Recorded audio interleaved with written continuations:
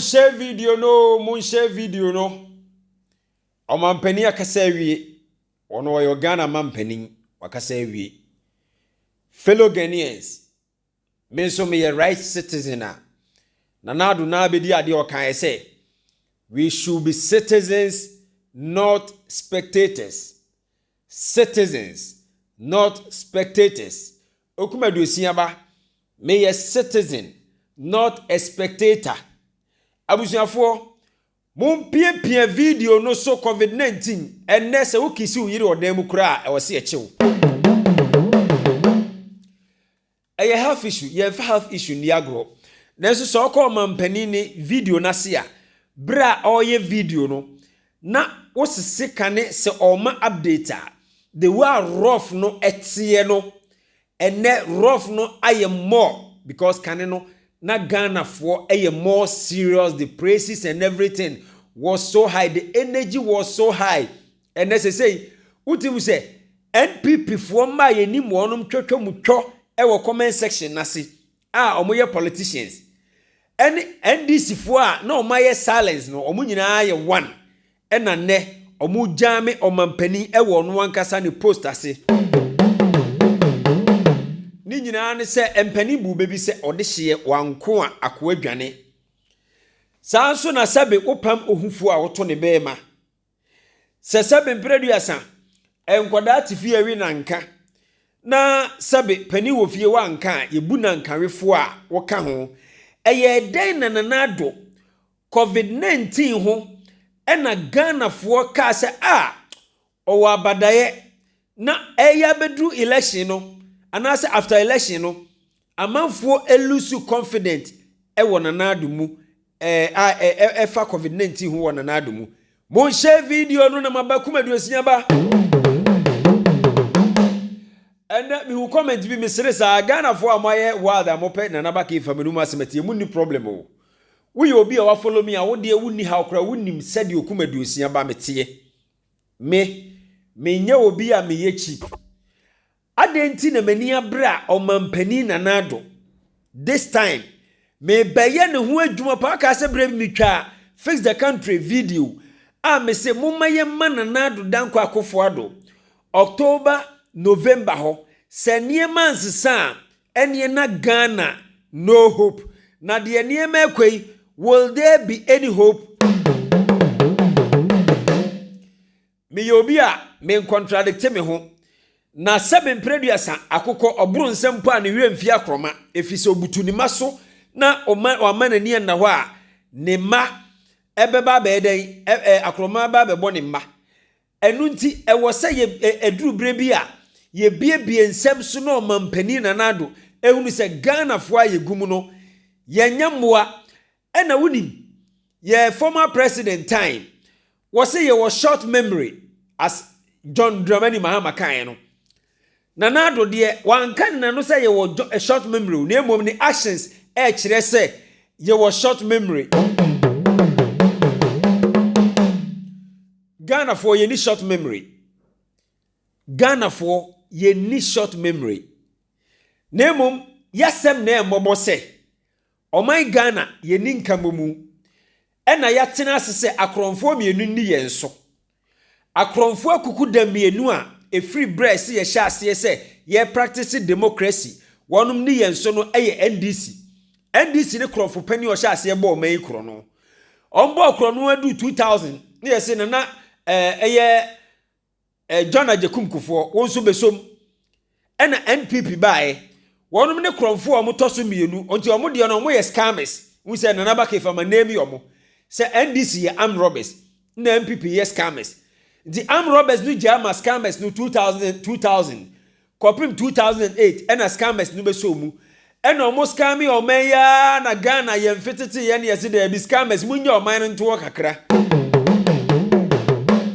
scammers no ja o man no to ho no ne ye se ja mu ma armed robbers no ena armed robbers no be so man yi mu no etete man yi pasa no chese erepu Ghana tete ne dross ena ye se armed robbers mu kuye mo ma ye scammers mra na bia na this time scammers adwen be sesa na ye way armed robbers no ene what they say scammers no first time no Ghana for ne o gidie bi say scammers NPP omo first time President Kufuor no as compared to the second coming of the armed robbers no na emu emia enti sa na tie dia mumma yensan invite the scammers back because many of the scammers are still alive and they can rule the country said the President Kufuor no Mon share video no mo pie video no so mo pie video no so wo bi say me dia me ba say ya me ba ni jamu enti we na Ghana for ya nya boni o yasem na ebobo ya Ghana for esuba na me kire mo no ya nya hwe boni bi ani hu ayaye na emom yasem na ebobo oman no yasem ebobo sese be tawisie ye ni ba bi afa ya yesese be mpreduasa odwan a woni wura no wo asesa no sa na Ghana man sese yaye enti gidi a ye nya was scammers numu no and yes, akronfo first one rolling time oboye krono na esu no tim de niema bi tutu ye ene yenya mumu gidie se akronfo anka mo meto aso 2008 na so say na 2008 Professor Moss ne ye former president John Dramani Mahama krono no mo upgrade na kwa another level enti mo bae no kire se krono no mo ante so kro mo miem Sana tie dia ene scammers edi kan ba ye president John Ajekum Kufuor obaye no omu di sika masid ni kura de bonyum na nso omu jaye bi Kufuor time no ye nya bi ti se free maternal care health insurance obefa na nkranza kurodua na ba ka fa mi kurom na ye adwuma President Kufuor time de na eye adwuma Kufuor ya magana utu kwanya na wo mre ye nya Kufuor bus metro mass transport na ye adwuma kama Kufuor ma ye ni bia hoto na akopem sa ne ye wontoma bi kura frɛ ne Kufuor thank you ne bo fofofu kita 10 series kura nya ntoma to ene o mabuada nanso akronfo e ba ye o ma bese ni nyina ntino Kufuor yesese youth employment agency any projects ahodo a or the by Zoom lion near there. President Kufuor where president be in fact, obe a gun and nipa. It is an etia as an etia akronfo no NDC for that was 2008 copy 2016. John Mahama yen papa any the late Professor Amos Abasa na American akronfo no.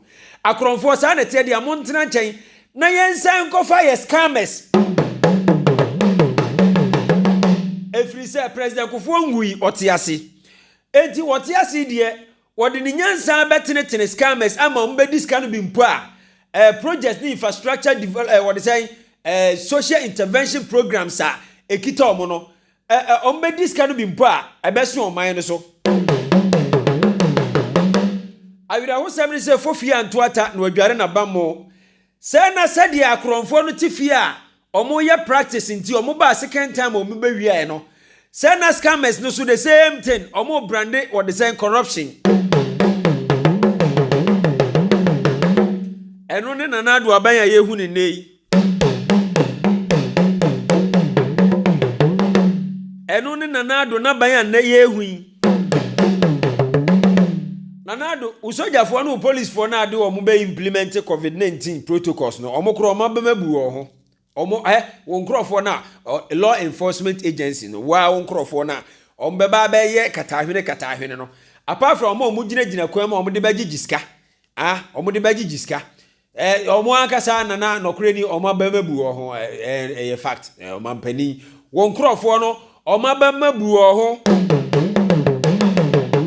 omo Ghana yenye boni o yasem na embobo fi se ya ma ye ho kwan se scammers ne armed robbers endi yeso eti armed robbers not tete ya 8 years no madani ama scammers na betete ya 8 years no mazo abedani ama armed robbers I don't know say bia John Dramani Mahama out of the greediness one person odin the sika be sponsor will be at say Rollins ebuama Professor Moss bae no obesa ba 2024 dia I don't know obi obeba 2024 no from the look of things this said the name ekono likely say yeah, Ghana for betimi agi tumi no afri akro armed robbers scammers insem e dia koma armed robbers Fisa ye ni bibia kan yasem na embo oman no yasem embo keke ye nhye ye nye bone na emom yasem na embo ye ni baabi afa akronfo na yankasa ya endorse se mo we be wie ya tete ya se wunim NDC atene fie se na adutwa ne tam we wi a 8 solid years strategy ene kwan ya ombefa so a omde be bo man hu krono nkwan ho adwe na omofa wo enye se bi omo wo better plan bi o they don't have anything better omo ni bibia better hwe se ka bibi better e wo politicians tima enka brana na ado breye en MPP for bro omo breye no enka enye de omo yeni omo baaye no omo fele omo yefuma no omo siesie sika no bi because they know say Ghanaians we can change our mind at any point in time. But omontena se nwe se de omode ye Ghana fo no na Ghana fo mpew omontena se nwe ye se Ghana se de ye ne esi ate e wo democracy mu ene se de ye ne esi bie wo kwan a NDC ni MPP aboye nkro no trust me se kanana do timi convince Ghana fo a nka NDC beba power nka ebeche papa gospel truth na maka akere no se kanana do otimi convince Ghana fo a enka this time nka NDC be suffer papa wo position but you know so we do now predict ewo NDC ni NPP ho abatwa you will fail because the government in power as a scamming government American ho asem no the government has failed totally make kind of crash at some sectors the government is doing well and no government at some sectors will not do well abai bia ni ho oba ya abai bi ho a wanya ade abai bia won mfum so by we calculate everything abai bia by yesese ne mfum so esese nipa a waye ne yaka bom ne ya we ahu se oya ade ana onya ade se fa se wo be reti ba bi ti se abai na ye we especially the amanfo e kan dodo na ye adwuma wo be bie ma ofa amanfo ampa ofa bi nokre the amanfo e kan nursing teacher training need the previous allowance the previous government no entry at this time otua na enokre otua na so ye calculate in all na ban no ne nhyehyeye na wode to amanfo ani implementation na this government has totally failed. COVID-19 me review you member so na me biebie ne ani su kakra kire wai nipa enka omo ye ahiafo a sebe omo be enjoy kakra policy bi aban de ba ye akuafo mumbi so obi a wo ye kua akuafo na nka this time no omo feel the good vibe and the good weather na so panifo na omo de da niema na no aisa ma niema ye tough ama akuafo enti empire me bone say aban enkote niema so because akuafo opon se Ghana mu adi nyina no akuafo de this time omani age kakra because of niema price na ekọ kakra no fertilizer anka aban de mo 75 cedis no omo di price no bia dupu na ma se 100 Ghana cedis enti de American se anka akuafo ehunu amamuo no so kakra enso nanado na ban ono an nkrofo no ese no afei the almighty free SHS eye NPP for mo hallmark mamenka asamba konchiro go to the schools and ask free SHS atetia pansemagija the quality of education in Ghana at our or the senior high school level no awreho na mobo we teacher ni na wo kirade a ubie wa no ka no kura ewom se aban de aburoba na se bempredu se makompo nka ho na wa share teacher fo ne school na ne se momfa kwan bi am befa so a mo benya aduane aka ho anu ama nkoda na wonje ni sade na COVID-19 bre no wono anu akosua ma omudi humbum na sa eji etoda kura aduane no ba no eden they are really suffering uye teacher ni na aka wanhwe ya ba bi e be postu akoto no wompe memenya teacher ni no apostu bi maka monko he free SHS no atetia pansam scammers adwuma na mekire no say scammers na edi oman so scammers na de omoye no eno na mgusu a mekire kire no mon share video no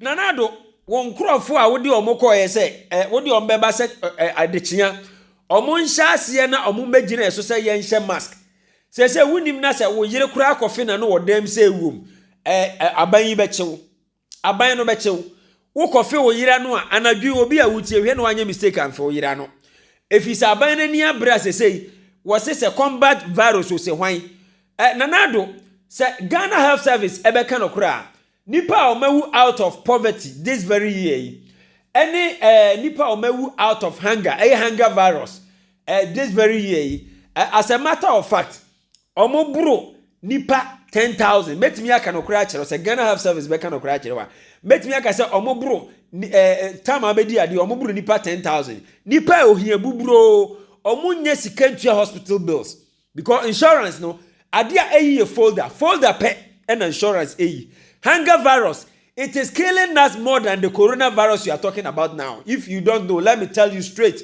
the hunger virus common kasa any poverty virus it is killing us more than the coronavirus or combat virus. You can even name it military virus. The hunger virus is killing us, as a matter of fact.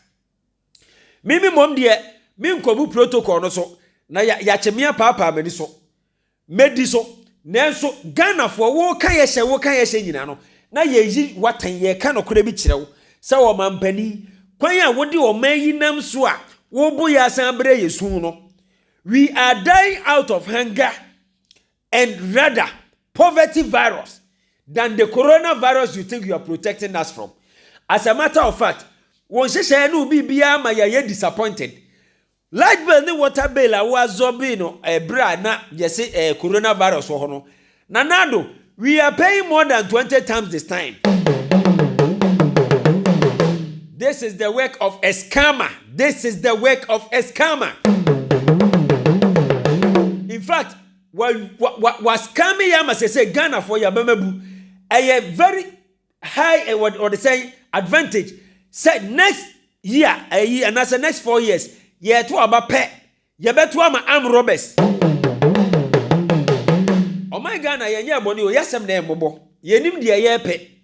The country is a confused country because nipa na ye de ye wira hye omu mienu no nyina no. Obi adwen dubious means criminal mind. How to make him or herself rich with the family and the party members. Adwen wo mutima no no.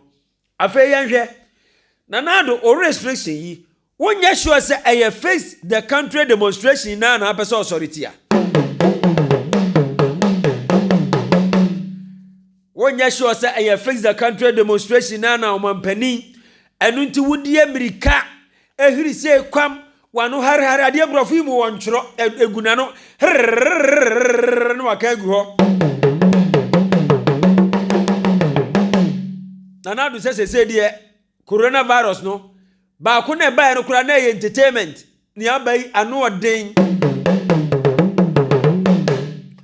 wo kasa telephone so kura hye mask because nipa na wo kasa no wonimu from akura wode ba anhwa ohu phone mu say hu ubenya coronavirus.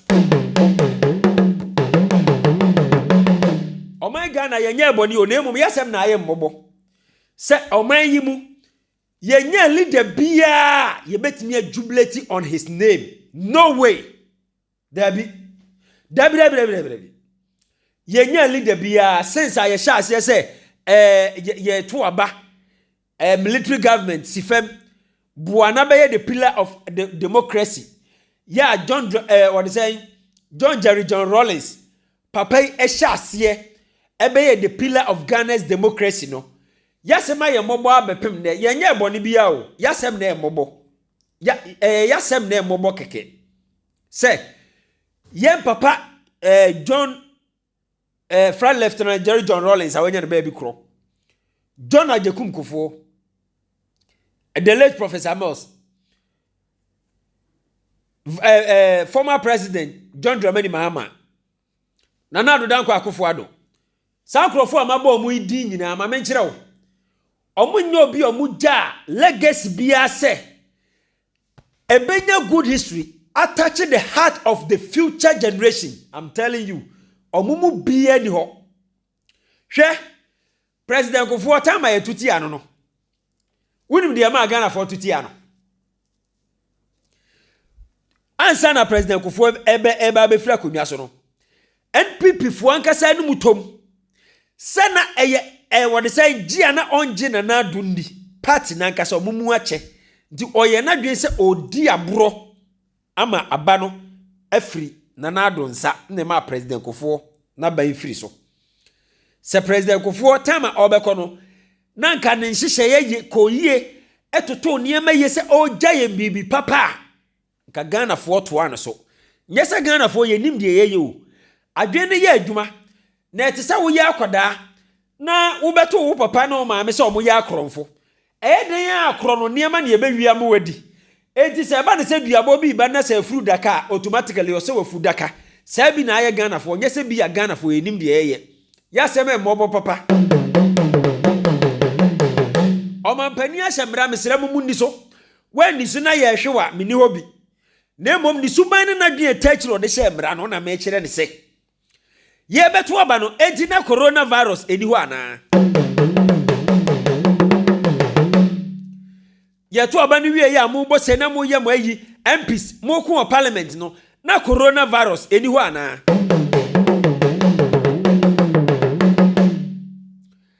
Yan papa Jerry John Rawlings owu ye na coronavirus eni ho ana. Sir John aye na no ye na coronavirus no akoda ana. Eno krade mampani na nadu ukobi. Unim se mo de mo yare asrasra mo ho a mo nhya ase na munyi mo ho mpie. Na obi ahu se mo na mo de mo yare asrasra mo ho. Na de wo ye de wo bu wo hye yakomfo. Se oman yi wo hye yakomfo. Se etisa de Nigeria coronavirus ekum nipa jame 5. Lockdown by no soldier fo nko akum be 50. Nana enuru se coronavirus no emkwa wieye abrofo kura hye ase ekopark abrofo o ma hye ase ekopark meboa abrofo hye ase ekopark enuru se coronavirus no won kasa akwa wieye no na nipa akumomo eye COVID-19 no population no more than 10,000%.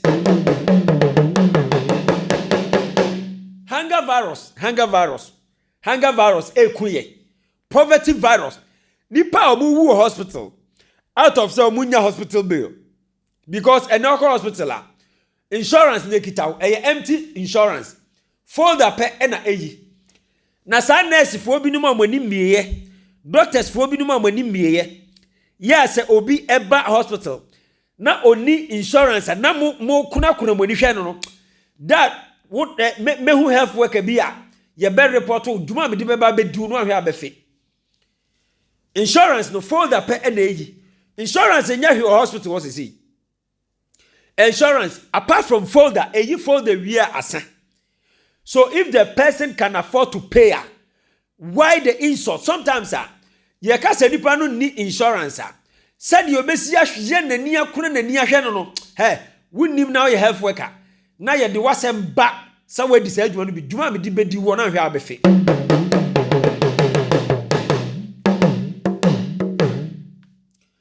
Oh my Ghana, baby, I was a Siano. There was state of emergency. Yasem mobo Ghana. Yasem mobo because the abano no video ya me ye. Ya toda wo de ya study se be video. Se nya wo se video no call one side say wom views bebre shares bebre.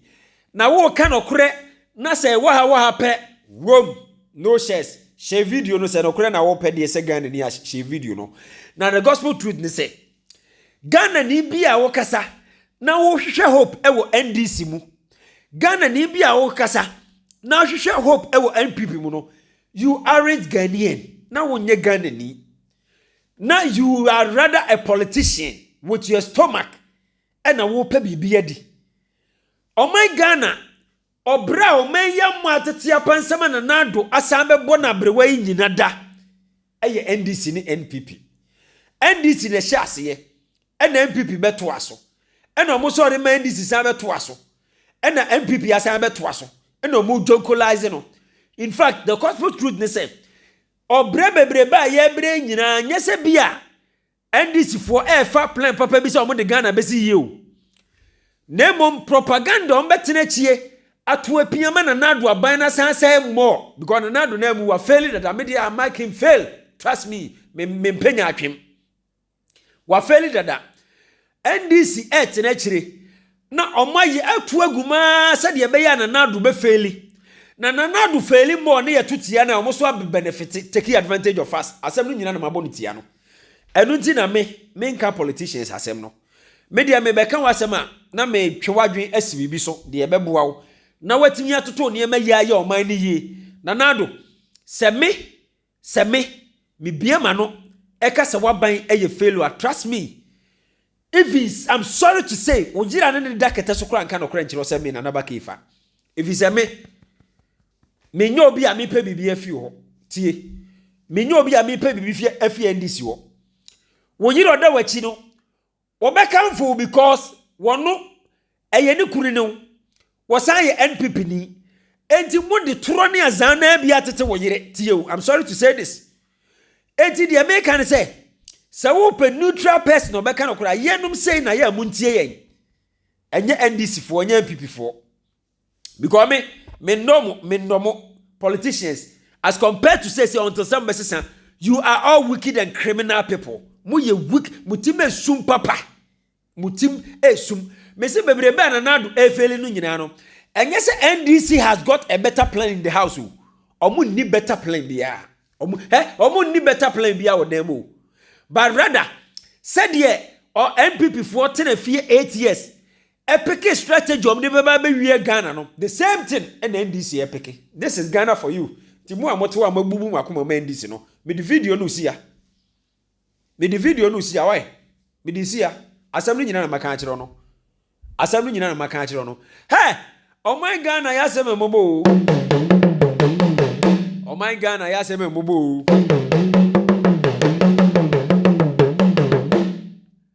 NDC ni MPP ya repu Ghana. Ya repu Ghana.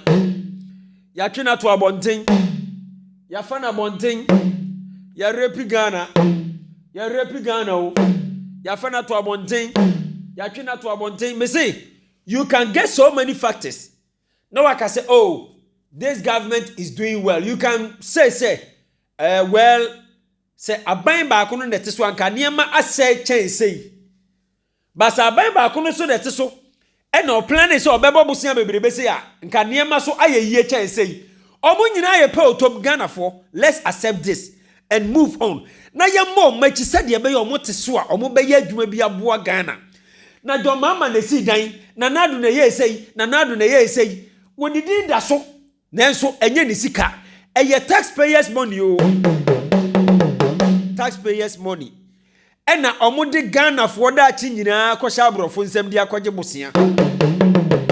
Sankrofo we asem na mo sori ene mabu makoma mo na Nadu fellow Ghanaians yate na mo ye mo wate ase ese won hyehye no ye di sokura mpo a wote so ena wo suppress yen. This time your suppression time.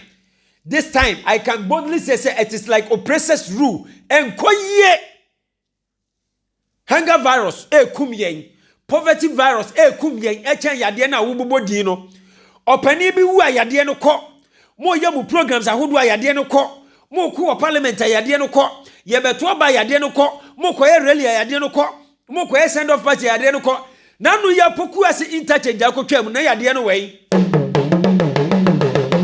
Nadu me do see her. Dear Kosono, Wamemu and Mkoye, you have 3 more years to do more. Hey, Yanum dear, Yanyasa, or the same for no, penning for no more media, and penning for now, or my bedimachia failing, no, Mimi Kodi be a chin failing, I'm a young guy, I'm just a beginner, I'm a Ghanaian, I'm doing something for myself as a rational Ghanaian. I don't have time for you guys, dear, Mini Bremamo. Because me ready the mindset of NDC, na me ready the mindset of NPP. NDC yes I'm robbers. NPP mo yes scammers. Mo amotu say yes scammers na ebu o man maka kire mu pay. Nya dia me ko me na Nadu wa ban no. You are a failure. You have 3 more years to start. Enkoye obi anka no kura we nkire because mo ankasa no mu ko nunu mu ho no makotena ba bi na mo sere. Na wire ho sam ne say bebrebe nyire ekoso no. Ghana for ni daso. Ghana wo de wo a wo hwe me. comment kyerɛ me ma me fa do no nto kyerɛ me sɛ Ghana sesei nipa ben pa na yɛni da ne so as president wo de me just a second when yɛmfa yɛni nto ne so wo de comment sɛ when ɛna yɛmfa yɛni nto ne so because you and I believe say President Nana Addo government has failed us. A failed Ghanaians big time. Ghana for you disappointed because we were in hell and if you saw the call heaven. And at this time, no, we're increasing the fire in the hell. Fact. It's why they were GD on the movie, Modiamon Canocre. Why? Shakai. As of Yadi. You need GD or politicians. That's why we also say, oh my Ghana, Yeniseo, Yasma Mobo. Eji eden 4 years jonti ebesa akosa lie ehọ ko gina no ebisa o se mento maskama ana kromfuyi scammer ana kromfuyi scammer ana wurade nyame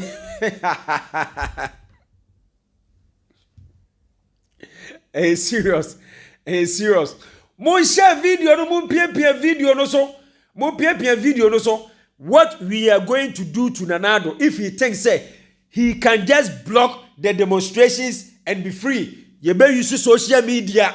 Because John Mahama, we did the same thing to him. That was on the street. Adiachia, demonstrations here, demonstrations there, demonstrations here, demonstration there. Oman Penny Obaya, you didn't attempt kesi. Chini Jonas insulting Nana Addo is just one person. Chini Jonas was sending what they say, Mahama was sending a team bifra. Obranya o mampani obetena so edi na tem kesi eye John Mahama ye di John Mahama atema ma ono kra be fa ni joke e friend ni hu se dum so atase ye di John Mahama atema ma John Mahama be friend hu dum so wo Nana Addo wo the strategy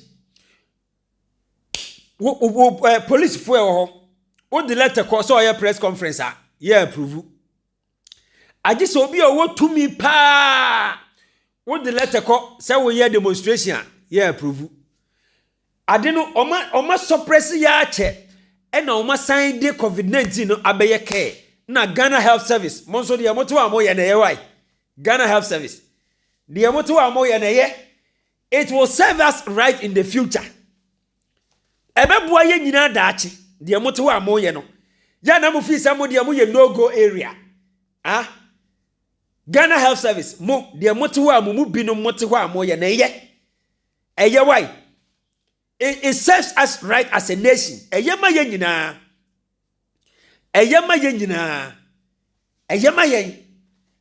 it is oman ya koyie e na mo wo oman yi mu e na mo ene te se de 7 producer enuru obi o watu kwanpo na consider say so obi atukwan akogino akotena obi man so na boso me no wo 10,000 cedis a month.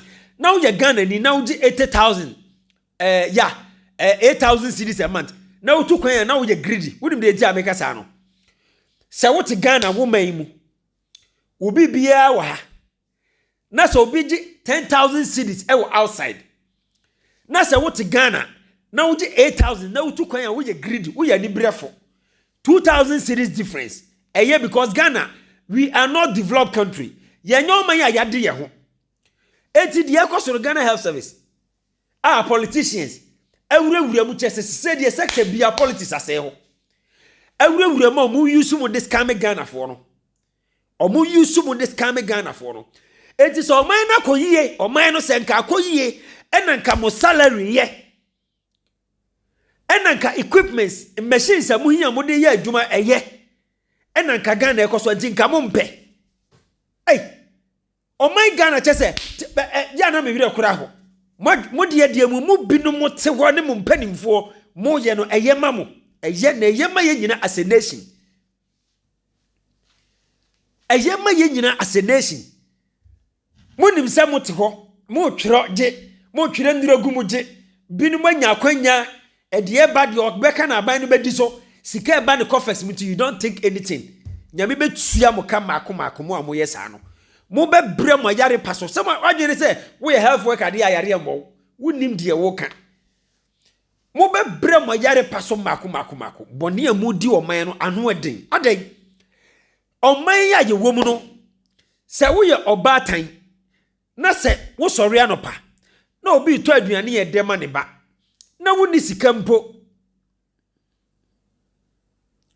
me say na woni sika ebeto emo a ani efa chi kosua to so ma wo ba na banku ana etew na abeka na no pa ma wo ba na eye wo kasa da wo beka na oba no bedi na hodwo so ma ne boa to no.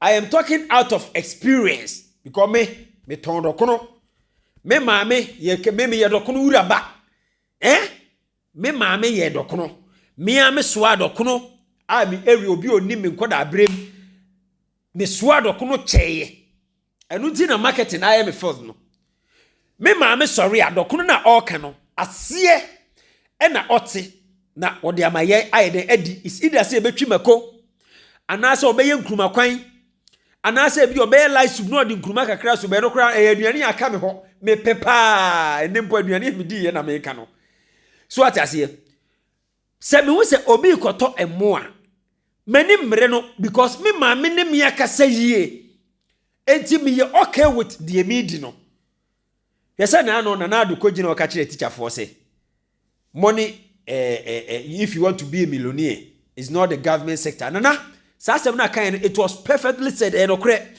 But time ben I can't Sasem no. Bisa time ben I can't Sasem. Se nana do timi bie na no ka se. Se enya aban mu e de enya sika. Nana do enfa na account bra wo meye president. Na account history mechire. Wo ye president bepim ne onfa na account history mechire. Aden na mutime den sa. Nipa na mo suppress omo no masan kakasa ye ya e de a kire omo me se Ghana for amu de mawu ma ndisi ni MPP mummiye madwin mu but this time nipa we disappoint ye kese nti ne de pressure to no so no they have the whole 3 years to change Ghana na so ye na adwin say last year omo de be pay vote no ma be ye ya ye be ba be tete omo to o ka say me se this time enu ti mi say obi a friend ye papa John Dramani Mahama asem bi o ho na eye na sem se o se meka no krema na no mentan no papa no straight meka no krema no nanado asem bi o na o se meka no krema na nanado a mentan no ye papa de omo ye na mempe John Mahama statement Ghana your short memory sa word no nti me nya short memory e megina ha me praise Mahama over nanado Mahama and Nanado at my fault as Nanaba Keifa. They are not my leaders. They are not leaders. They don't have any legacy. Ghana. Nanado free so they. What I say? Omo ni legacy bia me de ba kan for omo ahwihwihwi omo. Enti me nya dia me ba be gina ba ye na de me ye na do yi na ye in favor of John Mahama. Forget you failed us. And away so am I disappointed more. And this is one country said this is the future they have for Ghanaians. They don't have anything. Omu nishe. Said the NPP tina demo 8 years a plan kwa omefa so abe brandy corruption. NPP for brandy corruption. NPP on. Ghana for ya rehosem. Ya rehosem. Ntina so obi abekasa no akosori akotene buruchi na wokasa. Ye betena ye beka no kore na kire mu. Monsesa musuban na ye tiwe ye nya bonua ye se aban no ye bibi na se eduru ba bi na ya adenti e na ye meka na ye magana fo hu se bibi koyie na no mekoye survey bi wakuafo side akuani bi at this time o blame aban no bebre no na ye aban no mpanimfo na amakuani no blame. But a bino policy there, this time they can favor Kiafona, me who so more singusoro. Because a bro, you don't know me more crabby ma. Inti a ma a bro buono ye, e wogana sisi. Ena, no by ye Kiafon donjinano, a magana for the omwashim, Kiayo yadia, and kaya kele de what they say the strength of farming.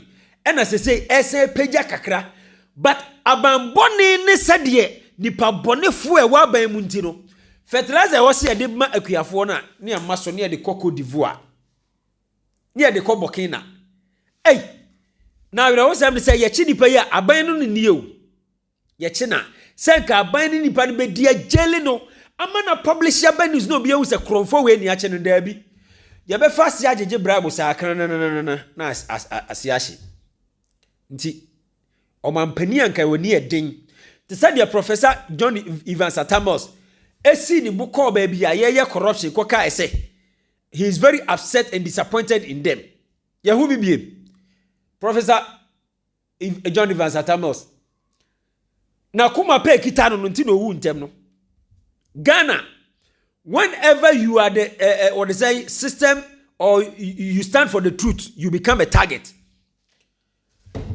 so our Parliament House anamre shebedwani me hu odin parliament na wo ye wadwen se wo beka no kura ye beji wa firi ho ntem sa na tie Ghana fo ye nyina ya gi atum se scammers ni armed robbers and ni yeso enti awudifo mieru na akɔhye mmra na mmra no favor wo no mo e na omadan timamufo no nkwasiafo enti automatically so obey politics pe e wo se wo gitum se nipakum enya surprise bia meka no wunim nyade a meka national security mu behunu na me nsuro na meka politicians wicked omo afa akire kokunkum omo hu didi omo bone give me the number of politicians a omawu a enye under politics na mu no mukodi omawu mo share video no politicians wicked enti so ye wadwen se obedi turo wunsuru atem krono nti na wo ba aban no kunipa kura wo se ye koye politics